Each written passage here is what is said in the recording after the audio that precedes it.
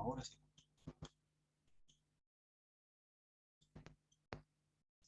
Bien, en la parte de la teología del libro de Hebreos con la cual nos encontramos,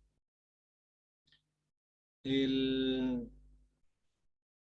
el nuevo pacto, el vocablo que va a ser empleado ahí lo hemos trabajado en oportunidades anteriores, es el vocablo kainon, nuevo pacto para referirse a un pacto que es de mejor calidad. No es nuevo en el tiempo, sino que es de mejor calidad. Es nuevo en el tiempo, pero al mismo tiempo mejor en calidad. Y Cristo ha inaugurado el nuevo pacto. Lo dice el capítulo 7, verso 13. Y este pacto, el que Cristo estableció, es muchísimo mejor que el antiguo pacto. Eso también lo dice el capítulo 7 de Hebreos, en el verso 22. 7, en el verso 22. Por lo tanto, Jesús es hecho fiador de un mejor pacto. Bien proporciona este pacto un mejor sacrificio que realiza un perdón perfecto de los pecados y un nuevo corazón en el creyente para que pueda cumplir la voluntad de Dios. El apóstol Pablo trabaja también con estas mismas ideas del pacto. Nos ha hecho ministro competente de un nuevo pacto, no en piedra, sino que en el corazón. Ha cambiado el corazón y es un pacto espiritual. Bueno, acá señala casi similar a lo que menciona el apóstol Pablo. Realiza perdón de los pecados y un nuevo corazón en el cual el creyente puede hacer la voluntad de Dios, o puede cumplir la voluntad de Dios, ayudado por el Espíritu de Dios. Y también para que se inicie este nuevo pacto, Cristo elimina el antiguo pacto. Eso lo menciona en el capítulo 8, en el verso 13. Al decir nuevo pacto, ha dado por viejo el primero, y lo que se da por viejo y se envejece está próximo a desaparecer. Bueno, estos pasajes bíblicos nos ayudan bastante también con los nuevos movimientos que existe de las raíces hebreas, los mesiánicos, judaizantes, que les indican que no hay un nuevo pacto, sino que es un pacto que ha sido renovado. El mismo antiguo pacto que Dios estableció con el pueblo de Israel, hoy lo ha establecido con la iglesia en general, pero ha sido renovado, no es nuevo. Este texto bíblico, estos pasajes de Hebreo, juntamente con los de Gálatas, Corintios y también con Colosenses, nos indican claramente que se ha eliminado el antiguo, puesto que se ha sustituido por otro nuevo, mucho mejor, porque implica este perdón de pecado y implica también un nuevo corazón. ¿Qué más podemos apreciar acá? La vida cristiana, el prerequisito para experimentar o vivir la vida cristiana es la fe. Eso es lo que dice el capítulo 11, verso 1. Las realidades del mundo fenoménico no son tan reales como la del reino de Dios. Israel sucumbió, pero sucumbió por falta de la fe. Lo dice el capítulo 4, verso 2. La gran mayoría de los héroes no fueron liberados, sino solo experimentaron sufrimientos, violencia y muerte. No recibieron lo prometido. Eso dice el capítulo 11, verso 39.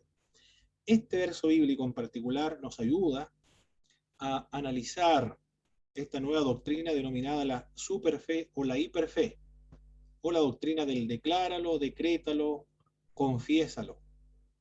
Yo declaro, yo confieso, yo decreto.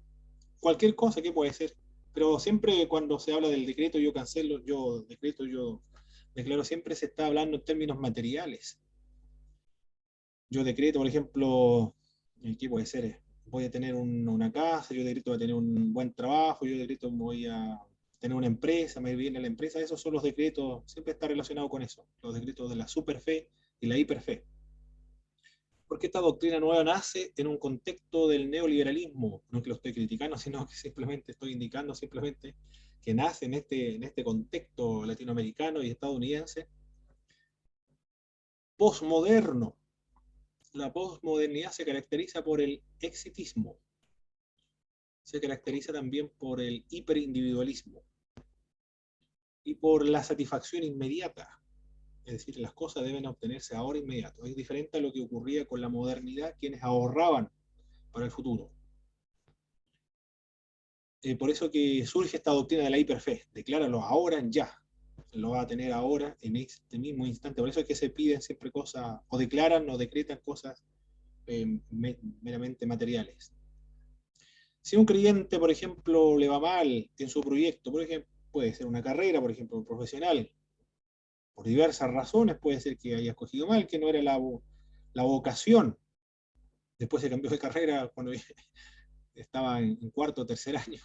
Ha ocurrido siempre aquello. Y, y entonces, o también hermanos que tienen un proyecto, pero le va mal en el proyecto. Un negocio, le fue mal el negocio. No pueden tener casa propia, tienen que andar arrendando. O no tienen los recursos para comprarse un vehículo, por ejemplo, tienen que andar en bicicleta o caminando, pagando micro colectivo. ¿Cómo se interpreta para los movimientos, los cristianos de la hiperfe o la superfe? Les digo cristianos porque son cristianos hermanos, pero que tienen esta doctrina, que han adoptado esta doctrina de la hiperfe o la superfe, del decláralo y decrétalo. Como cristianos fracasados, pero son cristianos fracasados, miren el fracasado desde la perspectiva de la hiperfe y de la superfe, desde la perspectiva de la posmodernidad, no desde la perspectiva bíblica, sino desde la perspectiva de la posmodernidad. Le falta la fe también. No se han apropiado de la riqueza de Dios, porque tenemos un Dios rico. ¿Cómo es posible que nosotros, teniendo un Dios rico, podamos vivir fracasados y sin obtener lo que nosotros queremos? Por ejemplo, un buen negocio, trabajar en una buena empresa o instalarme con una buena empresa. Entonces los miran con sospecha, con desconfianza acerca de su autenticidad de la fe. No se miran, no se miran como creyentes, o la consagración, la fe, la lealtad a Jesucristo no se mira en términos de la fidelidad al Señor y el desarrollo de los frutos espirituales, la consagración o el desarrollar el carácter de Cristo en el creyente, sino se mira o se juzga o se evalúa la espiritualidad en base a términos materiales. Por lo tanto, ahora en la hiperfe y la superfe se evalúa la espiritualidad por lo que ha logrado obtener. Un cristiano exitoso, un cristiano que le ha ido bien en la vida, que tiene buenos negocios, un buen empresario, un cristiano, entonces tiene fe y está en mejores relaciones con Dios. Pero a otro que no le ha ido bien en la vida, en el mundo de los negocios, por ejemplo, le falta la fe. No es un buen cristiano, no se ha apropiado de las bendiciones de Dios. Pero bueno, hablan acerca de bendición siempre en términos postmodernistas, materialistas, hiperindividualistas. En contraste con lo que señala el libro de Hebreos, acá estas personas, los héroes de la fe que nos comenta, son personas que sufrieron violencia, sufrieron muerte, anduvieron vestidos de cuero de animales, comiendo mal, sufriendo la tortura. Estaba hablando acerca de Elías, por ejemplo, el hombre, el profeta de fuego de la antigüedad. Y no recibieron lo que se les prometió, sino que lo miraron como a lo lejos y lo saludaron, es decir, saludaron la promesa que Dios le daba, pero ellos no lo recibieron en vida.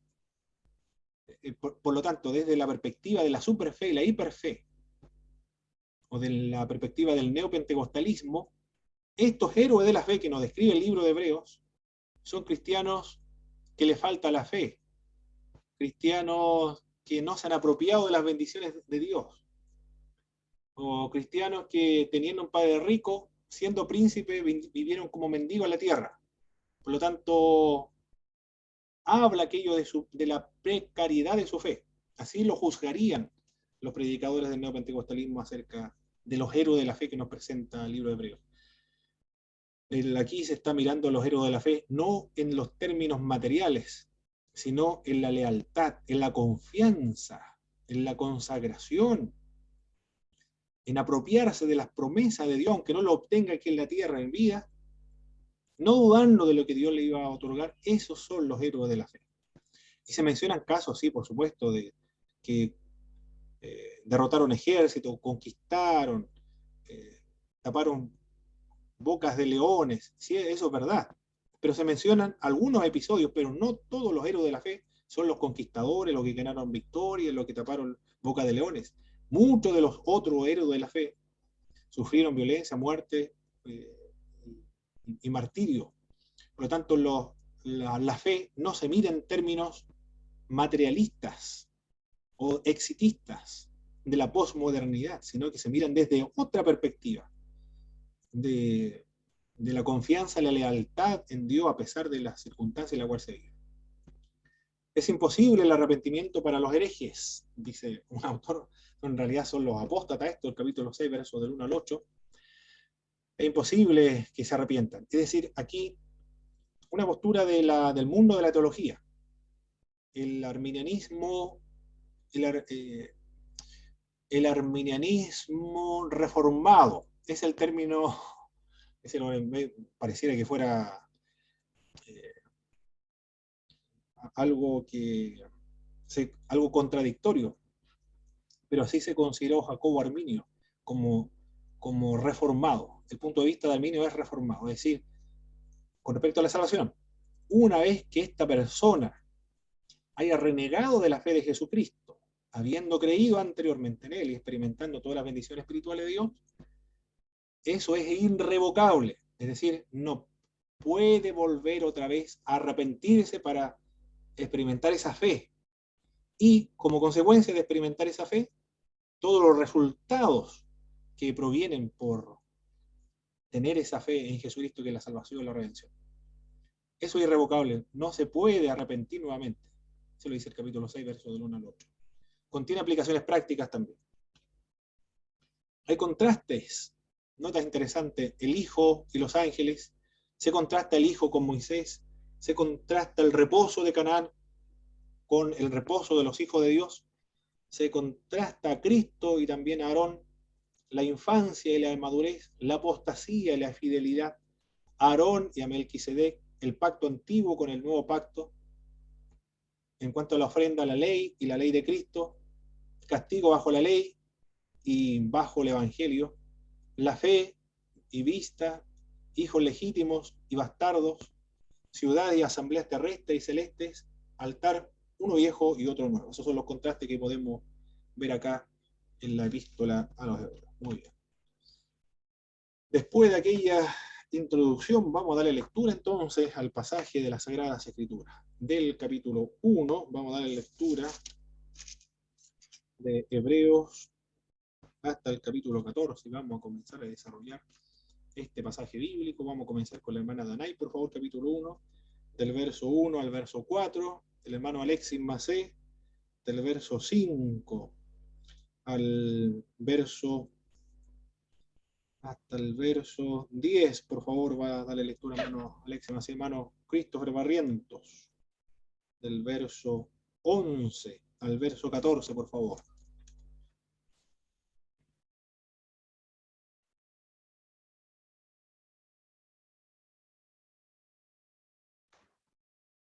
Hebreos 1, del 1 al 4. Por favor, hermana Danay.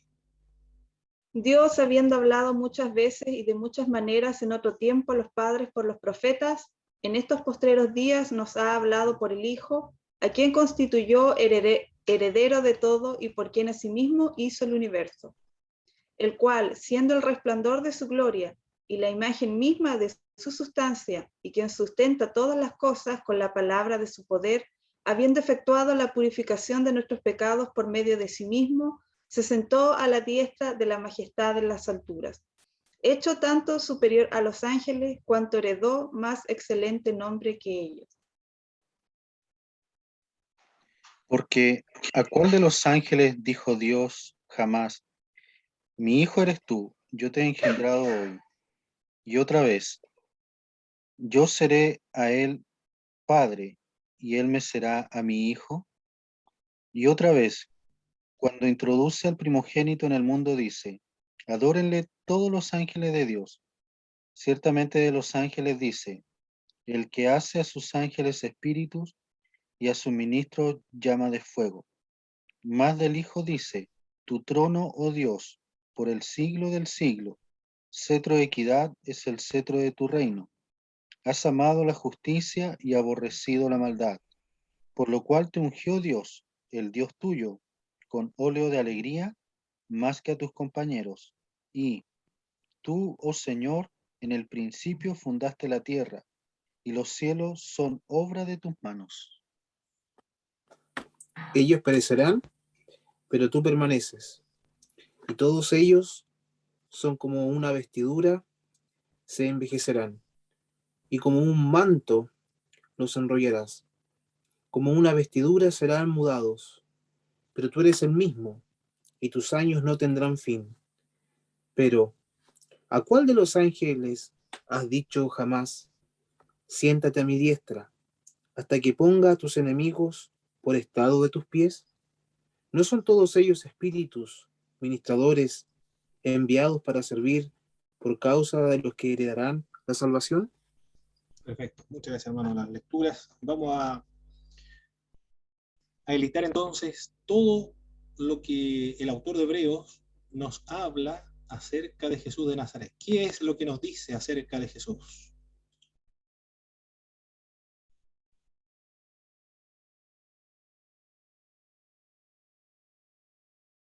Lo primero en el verso 2, ¿qué es lo que nos dice? Que ha venido hablando por medio de su Hijo. Muy bien, se nos dice que Él es el Hijo de Dios. Lo primero que nos dice el autor de Hebreos es el Hijo de Dios. Perfecto. ¿Qué más nos dice el autor de Hebreos acerca del Hijo de Dios?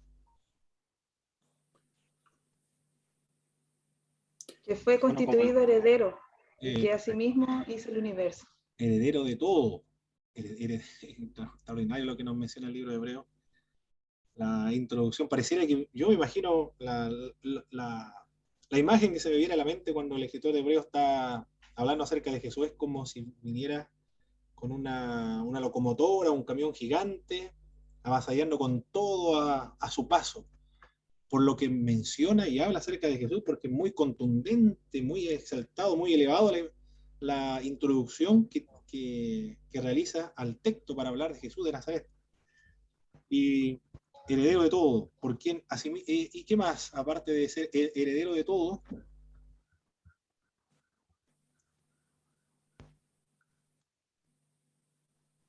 Que sustenta todas las cosas. muy bien. Anteriormente a eso, heredero de todo es el creador.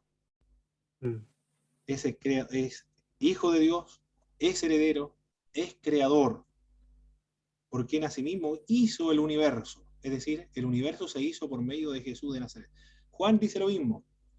Nada de lo que ha sido hecho fue por Cristo, no ha sido hecho. Todo fue hecho por medio de él. Pablo también dice lo mismo. Él es creador y sustentador del universo. Y acá, luego, ¿qué más? Bueno, aparte de ahí hizo el universo, ¿qué más nos dice acerca de Jesucristo? Hermano Juan Carlos, en el verso 3, ¿qué más nos dice el autor acerca de Jesús de Nazaret? Es el resplandor de su gloria. Resplandor de su gloria y también La La expresión imagen misma exacta de de su su naturaleza. sustancia. ya, es el resplandor de la gloria de Dios y la imagen misma de la sustancia de Dios. Es decir, tal cual como de Dios, Él es.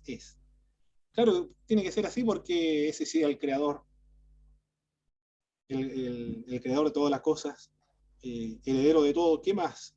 Y sustentador de todas las cosas también. Perfecto. Se sentó a la diestra de Dios. Se ha sentado a la diestra de Dios, es decir, ha sido exaltado al mismo nivel de Dios. ¿De quién otra persona en el universo se ha hecho semejante obra? Sentarse en la misma gloria de Dios, tentar la misma gloria de Dios. Pero también, ¿qué es lo que ha hecho Jesucristo en el verso 3? Ha purificado nuestros pecados. Muy bien, el verso 4, ¿qué más nos dice el verso 4? Es mucho mejor que los ángeles.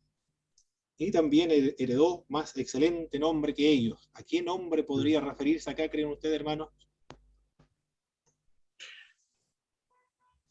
Unigénito. ¿A qué nombre? El nombre por excelencia. ¿Cuál es el nombre más sagrado que hay, que existe? Recuerden que los destinatarios son los hebreos, los judíos que se convirtieron a Jesucristo. ¿Cuál es el nombre sagrado para ellos?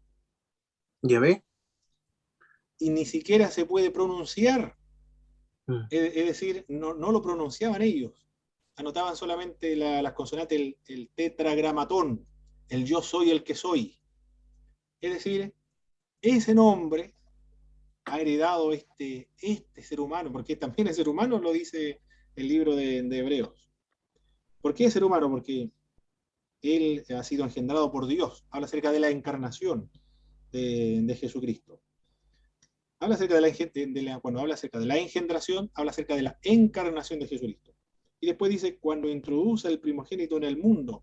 El término primogénito, ¿en qué sentido es utilizado los que estudiaron Pentateuco?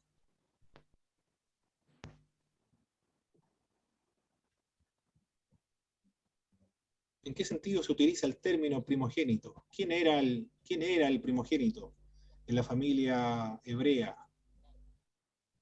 El Era hijo el mayor. primer hijo. ¿Siempre era el primer hijo? ¿O el hijo mayor siempre era así?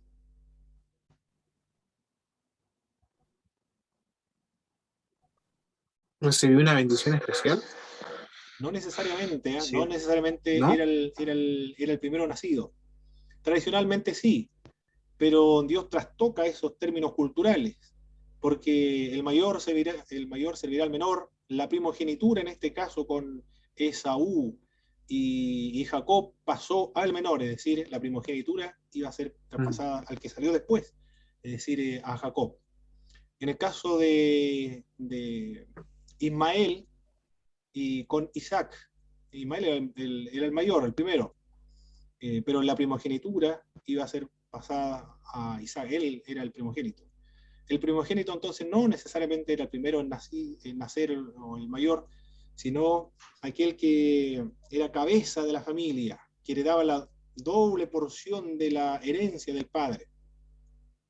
Cuando habla acerca, o se le aplica este término de primogénito a Jesucristo, no habla acerca de que ha sido creado el primero a ser creado como lo entienden los arrianos, porque aunque Arrio de Alejandría fue condenado en el concilio de Nicea el año 325, sus doctrinas permanecen hasta el día de hoy, mutando, adoptadas por los testigos de Jehová, adoptadas también por los mormones y adoptadas ahora por los mesiánicos y algunas de las raíces hebreas, quienes no consideran a Jesucristo como Dios, entonces menciona que es el primogénito de toda creación.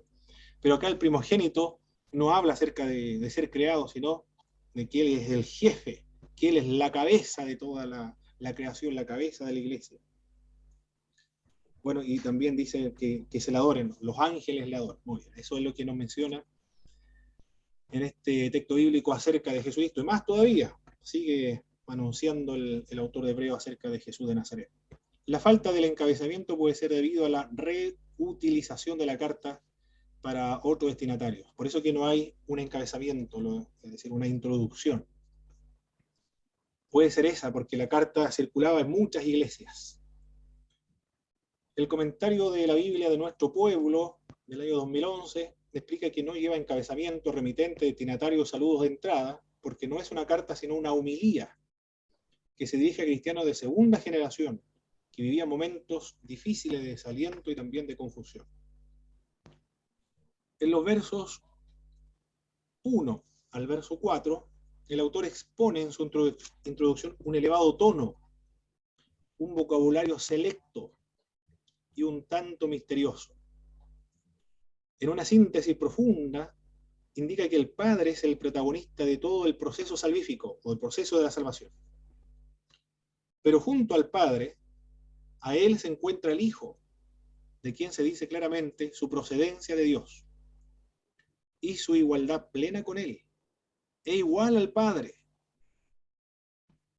en sustancia o en naturaleza, es igual a Él.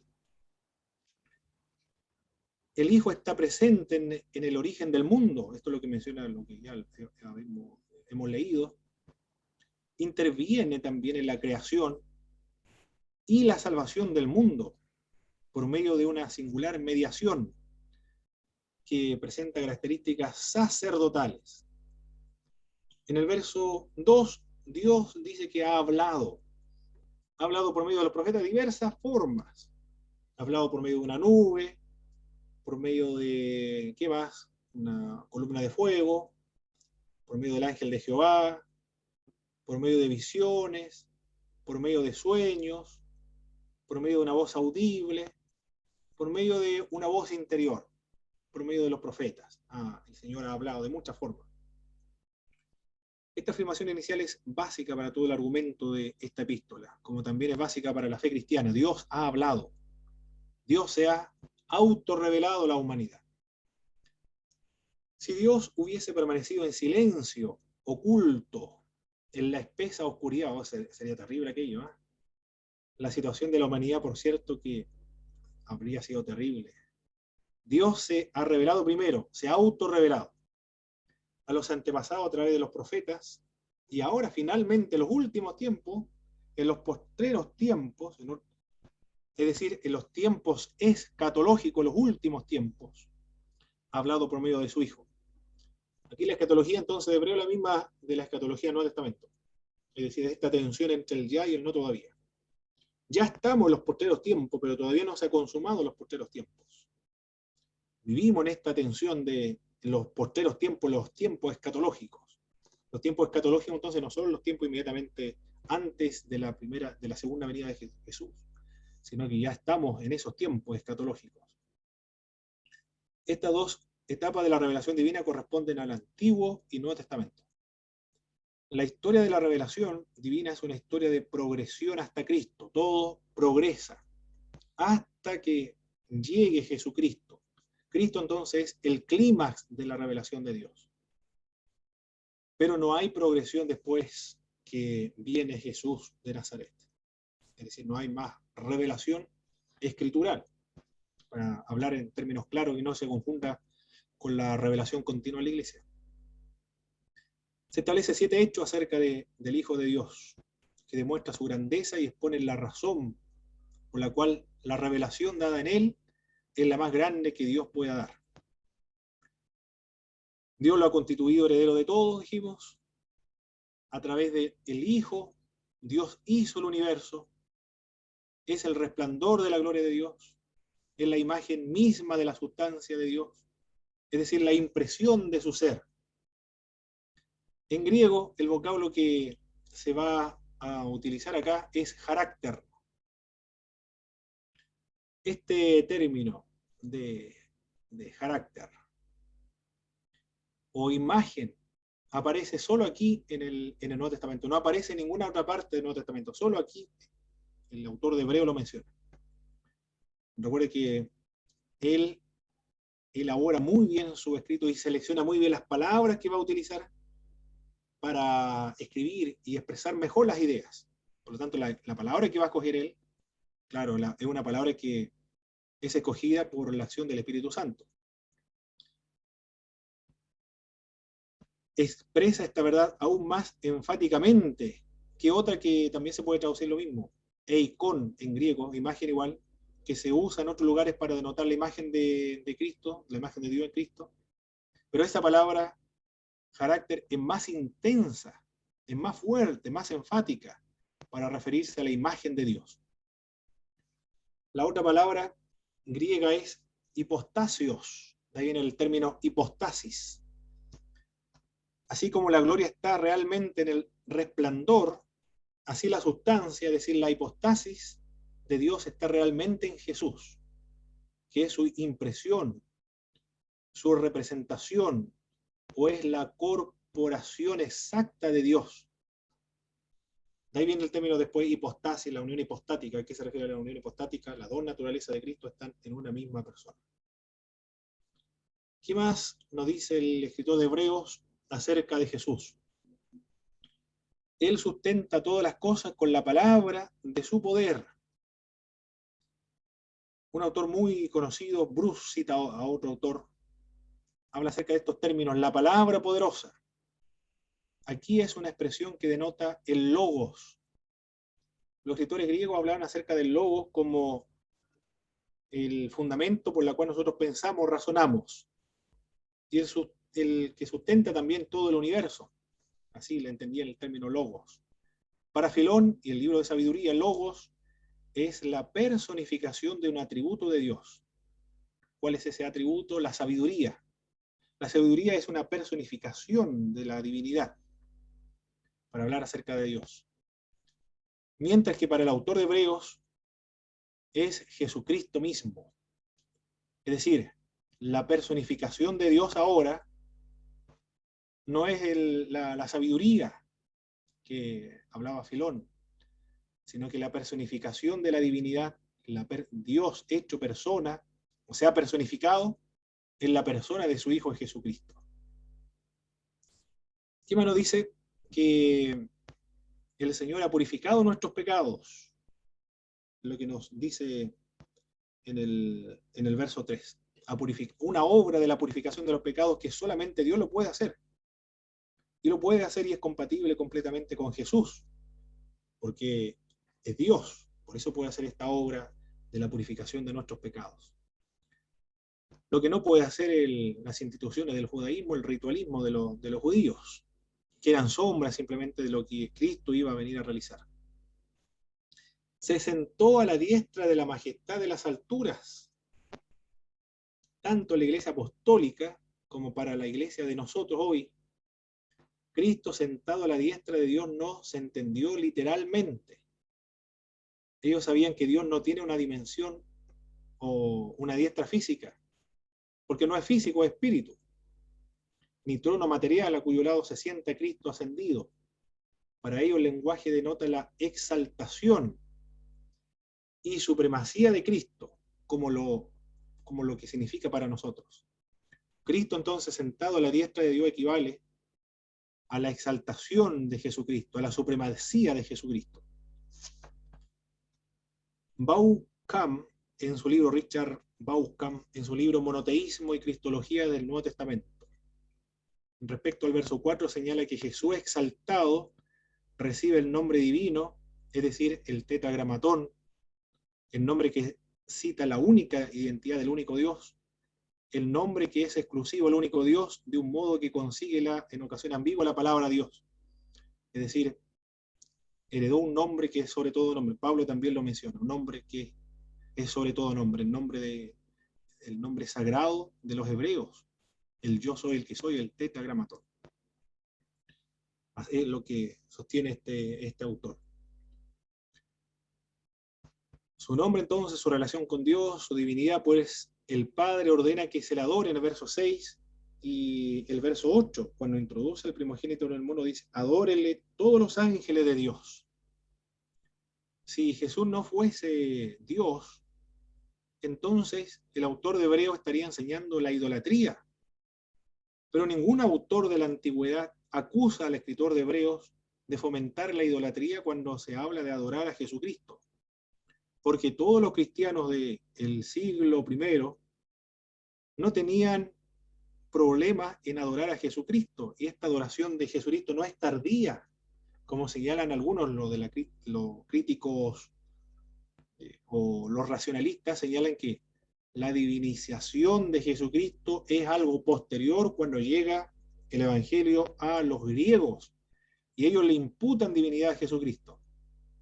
Pero los escritores originales no lo veían como alguien divino.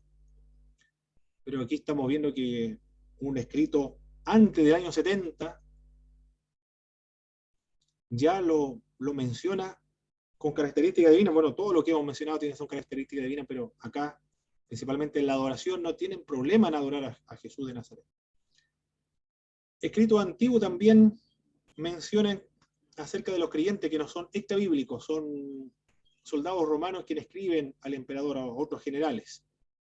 Hay cristianos que adoran a un hombre y lo adoran como si fuese un Dios, refiriéndose a Jesucristo. Y su reinado, ¿cuál es la característica del del reinado del Hijo, tu trono, Dios, por el siglo del siglo, cetro de equidad es el cetro de tu reino. Es superior sobre los ángeles por el reinado que él ostenta. Es superior a los ángeles también por la unción que tiene. Has amado la justicia, aborrecido la maldad, por lo cual te ungió Dios, el Dios tuyo, con óleo de alegría más que a tus compañeros. Y por la obra de la creación. En ese sentido, Cristo es superior a los ángeles, es superior por su nombre, por la relación con Dios, porque ninguno de los ángeles se le dijo, siéntate a mi diestra hasta que ponga a tus enemigos por estrado de tus pies, solamente se lo dijo al Hijo, porque es divino también, ordena que se le adore, por el reinado, por la unción y por la obra de la creación. Por otra parte, si Jesús es superior a los ángeles en este sentido, ¿cuál es la obra de los ángeles? En el verso 14. Ministros. Ministros de Dios. Son solamente ministros de Dios. ¿Para qué? ¿Cuál es la función que cumplen?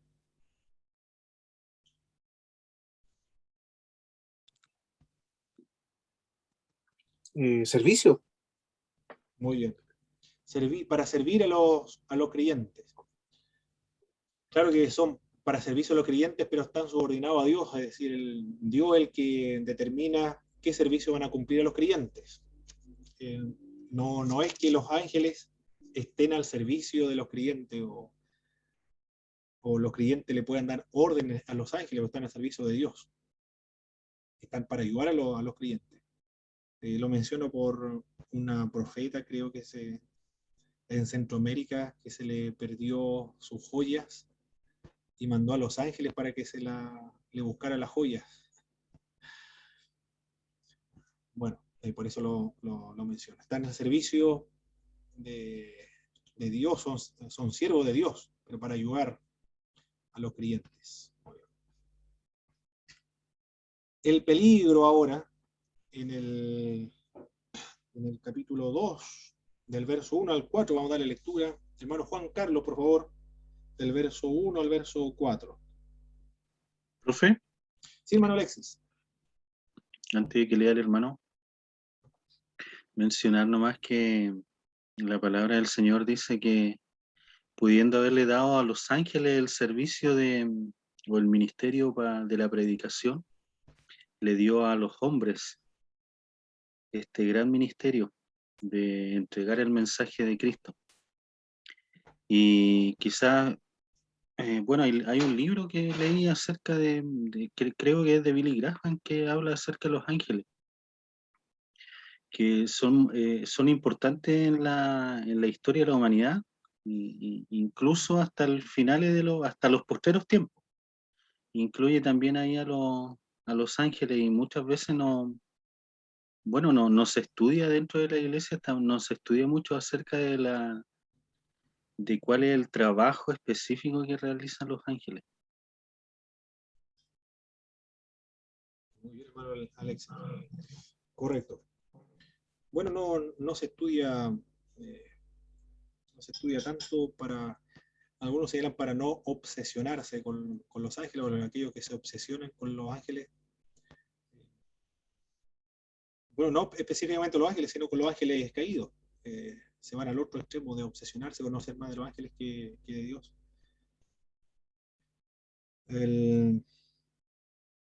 ¿Y qué más? Bueno, era eso. Los ángeles. Iba a decir algo, pero se me perdió perdí así con respecto a los ángeles. Muy bien. Vamos a leer en Juan Carlos, por favor. Hebreos, capítulo 2, del versículo 1 al 4. 1 al 4, ¿sí? Por tanto, es necesario que con más diligencia atendamos a las cosas que hemos oído, no sea que nos deslicemos. Porque si la palabra dicha por medio de los ángeles fue firme, y toda transgresión y desobediencia recibió justa retribución, ¿cómo escaparemos nosotros si descuidamos una salvación tan grande? La cual, habiendo sido anunciada primeramente por el Señor, nos fue confirmada por los que oyeron. Testificando Dios juntamente con ellos, con señales y prodigios y diversos milagros y repartimiento de Espíritu Santo según su voluntad. Perfecto. Muy bien, muchas gracias, hermano Juan Carlos.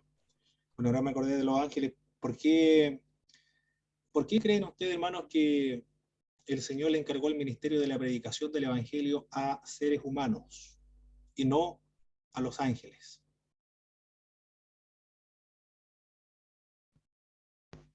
¿Cuál puede ser la razón? Si nosotros somos pecadores, nos descarriamos, caímos, damos mal ejemplo, tenemos mal carácter, y la gente del mundo que dice, para ser cristiano como él, mejor me quedo así como soy. Oye, ¿por qué Dios escogió a seres humanos para predicar el Evangelio y no los ángeles? ¿Creen ustedes? Profesor, Sí, hermano Christopher.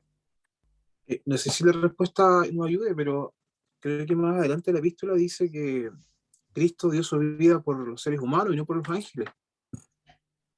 Muy bien. Considero que nuestra redención parte de una naturaleza caída. Somos salvos por gracia. Como seres humanos entendemos nuestra incapacidad para buscar a Dios, nuestra fragilidad, nuestra carnalidad. Supongo que por eso Dios permitió que seres tan pecaminosos puedan anunciar algo tan celestial. Exactamente. Muy bien, sí. Pienso exactamente lo mismo. Lo había leído y es la misma respuesta que dan todos. No sé, ¿alguien más?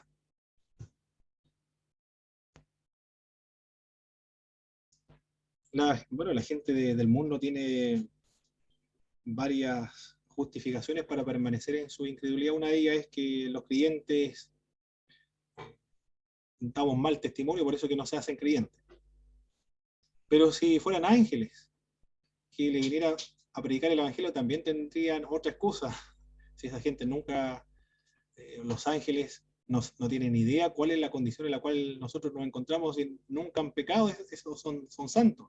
¿Cómo pueden predicar a nosotros si ellos no nos entiendan a nosotros?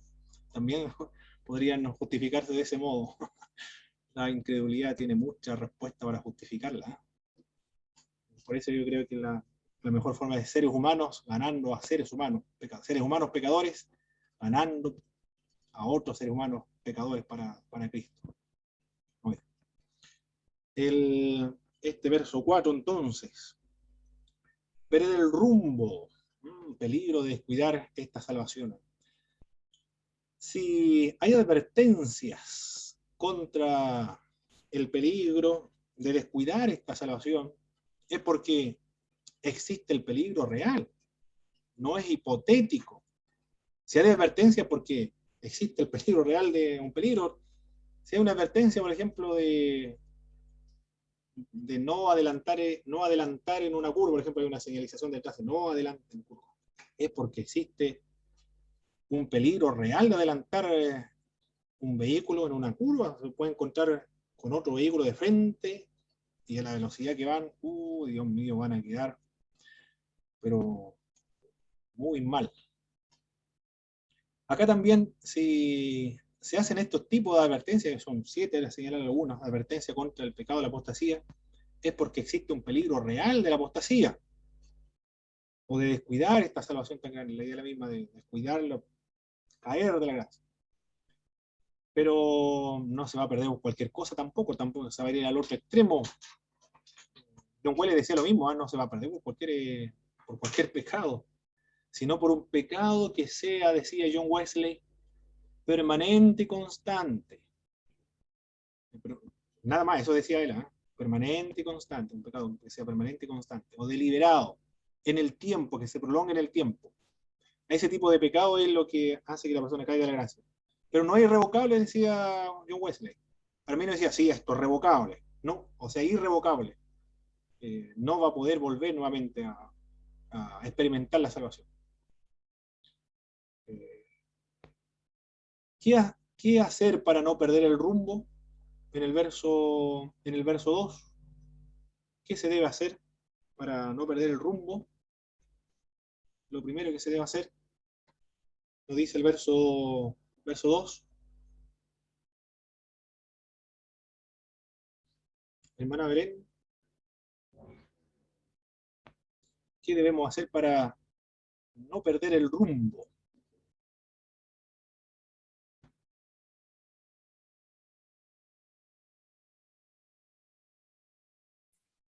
Atender con diligencia Muy bien. la palabra, lo que hemos oído. Atender con diligencia y también no descuidar la salvación, es lo que nos dice, no descuidar la salvación o atender con más diligencia, prestar más atención a lo que nosotros oímos. Eso es lo que nos recomienda el escritor del libro de Hebreos. Aquí comienza a combinar el escritor. Primero comienza como un tratado teológico, hablando acerca de Jesucristo superior a los ángeles, por todas las razones que estuvimos viendo, por el nombre, porque se le adora, porque es creador, es sustentador de todas las cosas. Pero ahora comienzan las exhortaciones, ahora se convierte su escrito en una homilía o en una predicación, en un sermón. No pierdan el rumbo, ¿no? Por tanto, es necesario que con más diligencia atendamos las cosas que hemos oído, lo que está exhortando ahora a los lectores. Es como si estuviese predicando. Después de la teología, comienza la exhortación, la parte práctica, la parte teórica y ahora la parte práctica. Todas las cartas tienen esta característica. Alguien lo comprobó. ¿Qué porcentaje de conocimiento y qué parte de la carta de aplicación? Y algunos dijeron entre 50% de conocimiento y 50% de exhortación. Todas las cartas tienen esta misma característica, este mismo fenómeno. Hay una parte de conocimiento, parte teórica, y la otra parte ya es práctica. Aquí se exhorta a los destinatarios de la carta que presten con diligencia, pongan más atención, con la finalidad de no perder el rumbo. Se lo advierte porque existe el peligro, y de hecho ellos están demostrando, por el hecho de que ya no están participando en la iglesia, están decayendo en su fe, de perder el rumbo. Están dando o mostrando evidencia de perder el rumbo. Muy bien. El libro lo mencionaba, profe. Perfecto, muy bien, muy bien. Mencionaba ese contexto.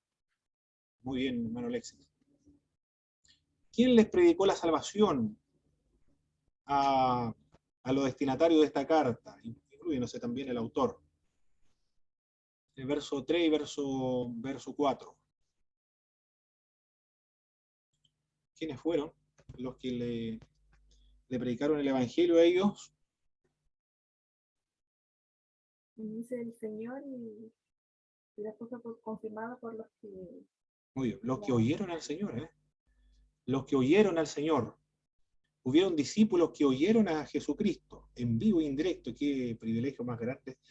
Hay una alabanza de, bueno, varios autores lo cantan, ¿eh? Polo Negrete uno, no sé si escuchan a Polo Negrete, lo han escuchado alguna vez, pero hay otro, más antiguo Polo Negrete.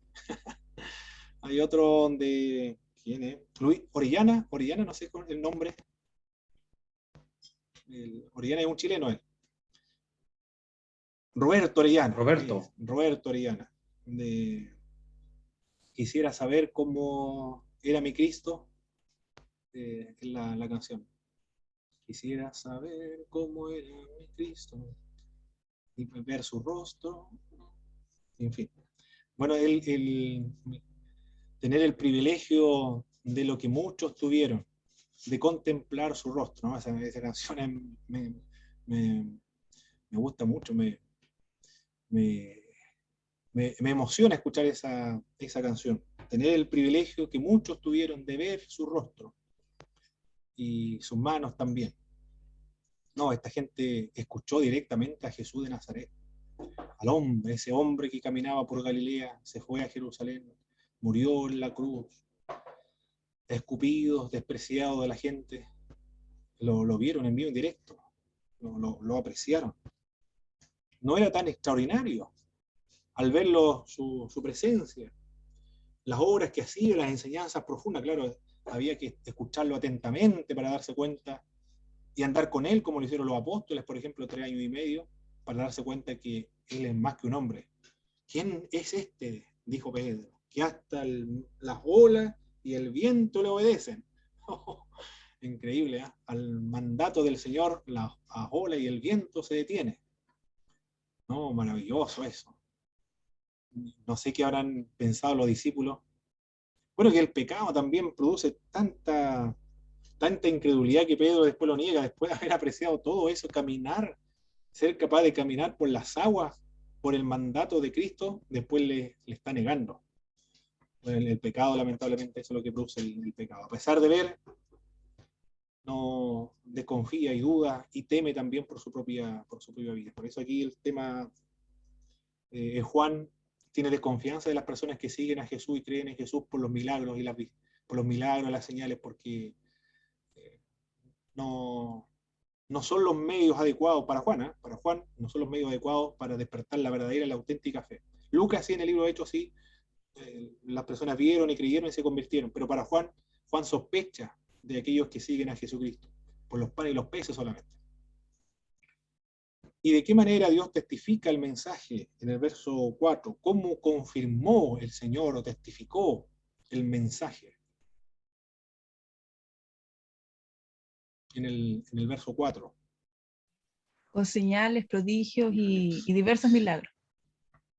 Y también del repartimiento del Espíritu Santo. Es decir, estas personas experimentaron el poder de Dios, ese poder que nos describe el libro de los Hechos, señales, prodigios, diversos milagros. Es decir, estas personas experimentaron todo lo que Jesucristo hacía aquí en la tierra y después de Cristo ascendido lo vieron, que sanó a ciegos, paralíticos, repartimiento del Espíritu Santo, es decir, recibieron el bautismo o la llenura con el Espíritu Santo de Dios. Habrán hablado en lengua, profetizado otros, visiones, sueños, es decir, todas las señales, los milagros que se producen cuando se acepta o se recibe el Evangelio. Ellos lo vieron, por eso que después el autor de Hebreo dice, es imposible que aquellos que, habiendo conocido el don de Dios, degustado el don de Dios, y también habiendo sido iluminados por el Espíritu Santo de Dios, experimentaron de los poderes del siglo venidero. Los poderes del siglo venidero probablemente se refiere a la obra espiritual o la obra del Espíritu Santo que se produce por medio de las señales, prodigios, milagros, repartimiento del Espíritu Santo. Y luego han abandonado al Señor, sean renovados para arrepentimiento. No le espera otra cosa sino hervor de fuego que a devorar a los enemigos. Esto fue lo que experimentaron estas personas.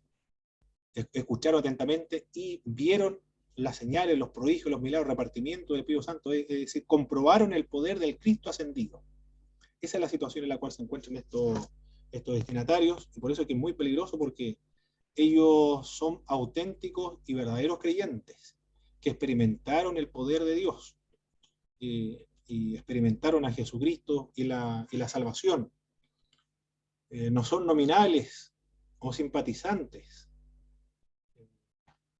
o culturalmente cristianos, sino auténticos cristianos que nacieron y realmente experimentaron un nuevo nacimiento, pero se encuentran en este peligro de la decadencia porque dejaron de participar en los cultos.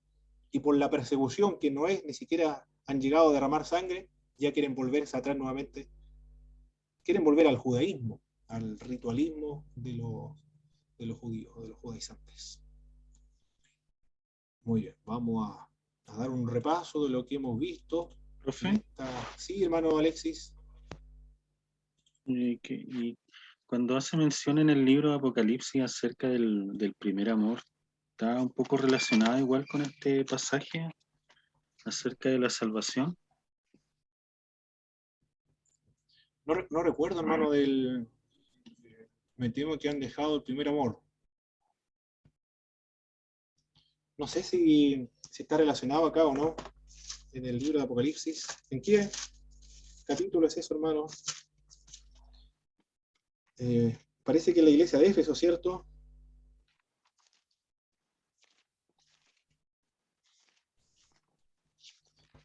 Aquí está. Sí, esta es la iglesia de Éfeso.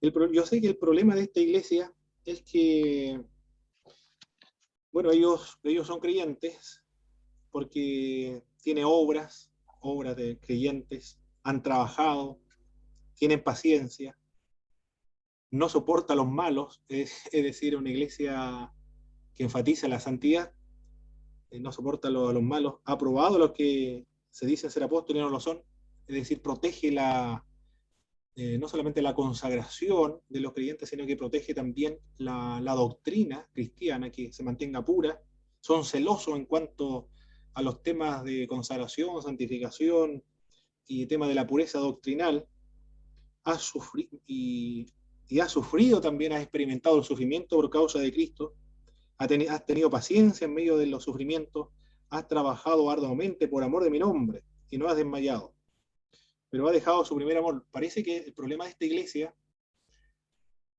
es que se enfatizaron en el activismo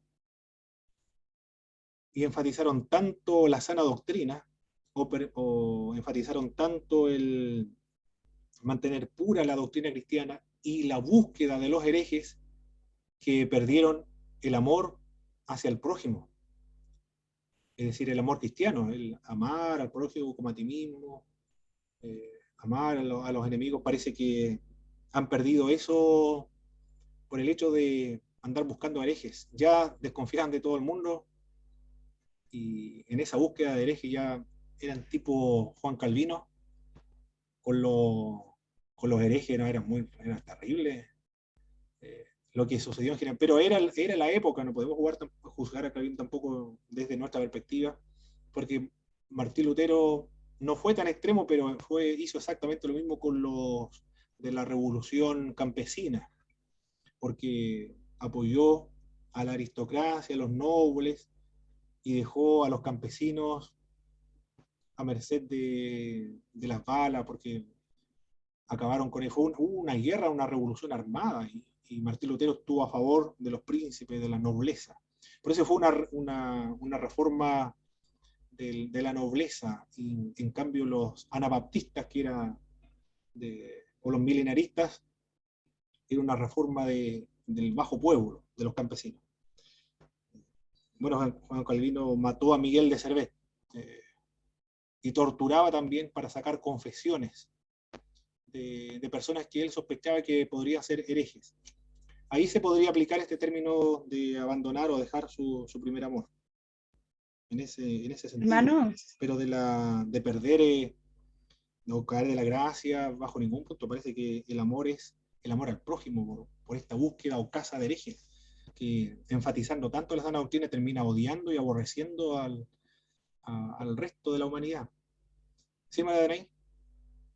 si la actitud de Calvino era de acuerdo a la época, ¿por qué los anabaptistas que eran de la misma época actuaban diferente? Sí, muy bien, muy bien, hermana Danay. Ellos eran pacifistas, los anabaptistas. La razón del pacifismo era práctico porque, ¿cuál era no recuerdo el nombre, el que llevó a cabo la revolución armada contra la nobleza, la revolución que hubo en Alemania? Eran anabaptistas también, pero también tenía una mezcla de milenaristas, es decir, el reino de Dios se iba a establecer aquí en la tierra por medio de la fuerza de las armas. Y como fracasaron y acabaron con ellos, la nobleza, el ejército acabó con ellos, entonces al ver esto, los anabaptistas abandonaron la fuerza de las armas, no van a conseguir nada con la fuerza de las armas, y el milenarismo también lo abandonaron, y quedaron solamente como se hicieron pacifistas. Esto es lo que dice este autor Bernardo Campos sobre las raíces las raíces del pentecostalismo, creo que se llama el libro de la reforma radical. Por aquí lo tengo, aquí está, este es el libro, La reforma radical y las raíces del pentecostalismo. Aquí lo menciona Bernardo Campos. Las raíces del pentecostalismo, dice él, se encuentran en los anabaptistas, porque la reforma de los anabaptistas fueron de los pobres, de la clase más desfavorecida de la sociedad. En cambio, la otra reforma fueron las de la nobleza. Martín Lutero apoyó la nobleza. Pero nunca, no sé, como Simón Menon, por ejemplo, nunca empleó la fuerza del arma, solamente un grupo, como eran los anabatistas, eran tantos grupos diversos, uno de ellos solamente empleó la fuerza del arma, pero los demás eran pacifistas, sí, efectivamente era así. Y también se opusieron incluso a los turcos, y huían, siempre estuvieron huyendo. Ellos decían que si empleamos la fuerza de las armas para mantener nuestra fe, es evidencia de la falta de nuestra fe. Dios nos va a proteger, decía los analistas. Y huyeron, esa fue su política, siempre huir de la persecución o el intento de aniquilamiento por la fuerza de las armas. Esas son nuestras raíces como evangélicos, los anabautistas, el hecho de la separación de la iglesia del Estado, por ejemplo, y los anabautistas, con respecto a la Santa Cena, simplemente la Santa Cena esto es símbolo de Cristo, no está Cristo presente ahí, sino es símbolo. El pan, el vino es símbolo de Cristo. También en el sentido de romper radicalmente con todo lo que se pareciera al catolicismo romano. Porque en el luteranismo la presencia del catolicismo romano permanece, en el anglicanismo también. No en la iglesia de la presbiteriana, no tanto.